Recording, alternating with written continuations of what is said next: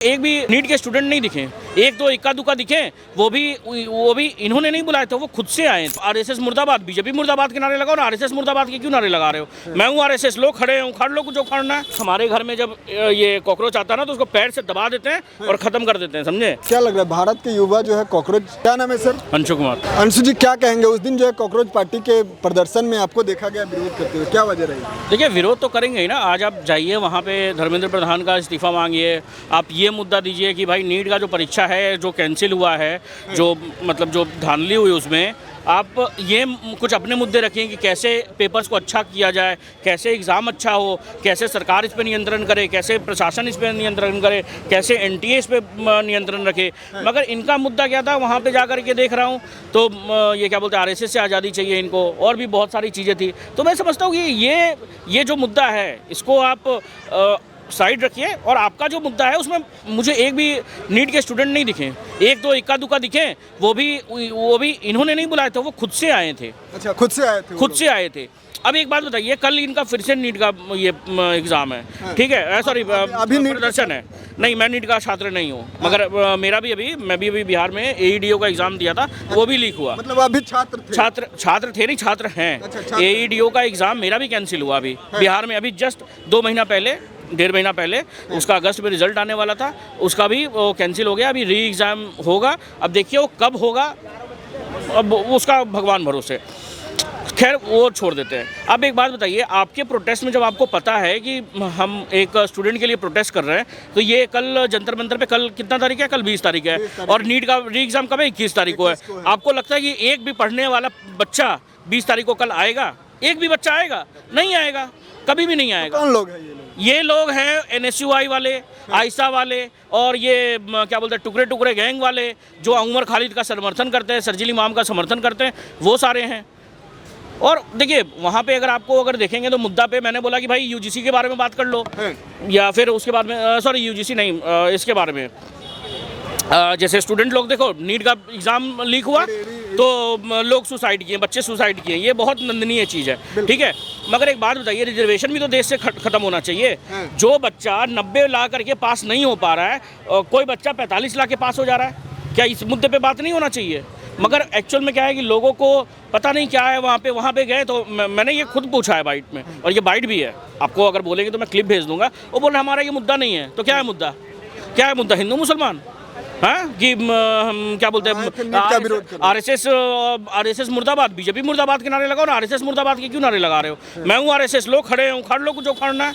हमें आरएसएस बोल रहे हैं, हम डंके की चोट पे बोल रहे हैं कि हम आरएसएस हैं। मगर एक्चुअल में क्या है ना, आपको मैं बता देता हूँ कि इन लोग के पास में एक्चुअल में क्या है ना, कि अभिजीत दीप के इसको क्या लग रहा है ना कि आगे चल करके हम तिलचट्टा पार्टी का प्रेसिडेंट बनेंगे। कॉकरोच पार्टी है, हाँ, वही तिलचट्टा, वही हम लोग हिंदी, भारत है ना सर, भारत नाम ले रहे हैं। इसको लग रहा है क्या कि हम द्रौपदी मुर्मू जैसे है वैसे ही हम भी राष्ट्रपति बन जाएंगे, प्रधानमंत्री बन जाएंगे। मगर ऐसा नहीं है। देखिए, हमारे घर में जब ये कॉकरोच आता है ना तो उसको पैर से दबा देते हैं और ख़त्म कर देते हैं, समझे? यही मैं आपको बता रहा हूँ कि देखिए, ये सब कुछ भी नहीं है, ये सब फालतू की चीज़ें हैं और कुछ नहीं। आप अगर स्टूडेंट्स के मुद्दे पे बात करेंगे, हम स्टूडेंट्स के मुद्दे पे बात करने के लिए रेडी हैं। अभी पेपर लीक का विरोध करने सर, क्यों नहीं करेंगे? आज चलिए, आज के डेट में मेरा शादी नहीं हुआ है, ठीक है, कल को होगा, मेरे भी बच्चे होंगे, उनके समय में भी पेपर लीक होंगे, तो सर हम आज से क्यों नहीं उस चीज़ को करें कि जो चीज़ हमारे सिस्टम में गलत है तो चीज़ हमारे देश का। सर, हमारा देश अच्छा होगा, हमारा देश तरक्की करेगा, तो इसमें दिक्कत क्या है? किसी को क्या दिक्कत है? बिल्कुल, नीट का जो मुद्दा है ये बहुत अच्छा मुद्दा है कि नीट का हर साल आप देखिए, धर्मेंद्र प्रधान, मैं खुद बोलता हूँ कि ये पहली बार नहीं, मेरे ख्याल से तीसरी बार नीट का एग्ज़ाम उनके कार्यकाल में लीक हुआ है।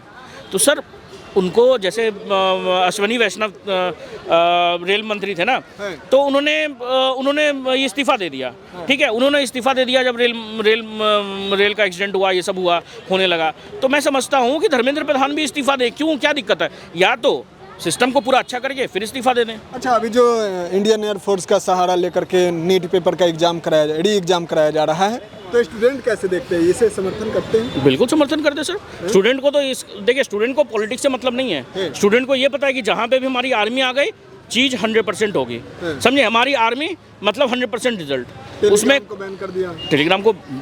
सर देखिए, टेलीग्राम एक्चुअल में देखिए, लोग बोल रहे हैं, क्रिटिसाइज़ कर रहे हैं, देखिए जिनमें दिमाग नहीं है देखिए मैं अगर समझ लीजिए कोई क्वेश्चन पेपर आज कितना तारीख है 19 तारीख है, ठीक है।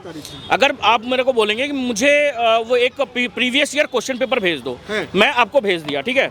और उसके बाद में मैंने क्या किया कि 22 तारीख को, 21 तारीख को एग्जाम खत्म हुआ, 22 तारीख को क्या किया, जो क्वेश्चन आया हुआ था ना 22 तारीख को वैसे ही एडिट कर दूंगा। इसमें क्या होता है ना, जो एडिट किया होता है ना उसमें डेट नहीं आता है, डेट मेंशन नहीं होता है, तो लोग क्या अफवाह फैलाने लगेंगे कि देखो ये जो पेपर था मैंने क्या बोलते हैं 20 तारीख को ही उसको भेज दिया था, तो इसलिए टेलीग्राम को बंद किया गया, ठीक है। और क्या होता है ना कि जैसे टेलीग्राम, अब जैसे कोई एक और बच्चा है उसको बता देगा कि देखो ये पेपर मैंने लीक करवाया था, अगला भी पेपर मैं लीक करवाऊंगा, तो तुम मुझे इतना रुपया दे दो, 5 लाख रुपया दे दो, अगला एग्जाम भी मैं लीक करवा दूंगा तुम्हारे लिए। तो ये सब देखिए, गवर्नमेंट अगर कुछ कर रही है सर तो उसके पीछे कुछ लॉजिक होता है। ऐसे ही एक सवाल है, क्या लग रहा है भारत के युवा जो है कॉकरोच देखिए सर, ये कॉकरोच कुछ नहीं है, कुछ थोड़े से LGBTQ वाले लोग थे जिनको पढ़ाई लिखाई से कोई मतलब नहीं है। वो खुद बोल रहे हैं अपने उसमें कि मेरा पढ़ाई लिखाई से वास्ता नहीं है। मेरी मम्मी खुद बोल रही है घर में मत आना, जहाँ पे है मेरी मम्मी ने होठ जला दिए थे, ये सब बोल रही है LGBTQ वाले लोग। अब ये लड़का है लड़की है मुझे नहीं पता कि क्या है उन लोग, वो खुद कह रहे हैं। देखिए मैं समझता हूँ कि अगर उन लोग आए थे और अगर सच में उन लोग से पूछा जा रहा है कि उमर खालिद का आप सपोर्ट करते हैं, तो बोलती है हाँ करते हैं। तो उसके बारे में पूछा जा रहा है कि तुम्हें पता है उसके बारे में, तो बोलती नहीं मुझे नहीं पता है। तो ये सब दोहरा चरित्र आप बंद करिए, सबको सब पता होता है। अगर मेरे पास में 500 रुपये का नोट है तो मुझे पता है ये 500 रुपया मेरे पास में कहाँ से आया है, ये मुझे अच्छे से पता है। क्यों उमर खालिद के बारे में तुम्हें नहीं पता है, सरजील इमाम के बारे में नहीं पता है, हाफिज सईद के बारे में नहीं पता है, पाकिस्तान के बारे में नहीं पता है, सब कुछ पता है, मगर इन लोग बोलना नहीं चाहते हैं। कल जा रहे हैं आप प्रोटेस्ट में? बिल्कुल जाएंगे, बिल्कुल जाएंगे, समर्थन करेंगे। मैं समर्थन उसका करूंगा जो नीट पेपर का विरोध करेगा, मैंने नीट पेपर के लिए आवाज़ उठाएगा, मैं उसका समर्थन करूंगा। मैं नीट पेपर मैंने एग्ज़ाम फिर से लीक ना हो, मैं उस चीज़ का समर्थन करूंगा। मैं किसी और ये क्या बोलते हैं अभिजीत दीप के और ये सब को सपोर्ट नहीं करूंगा।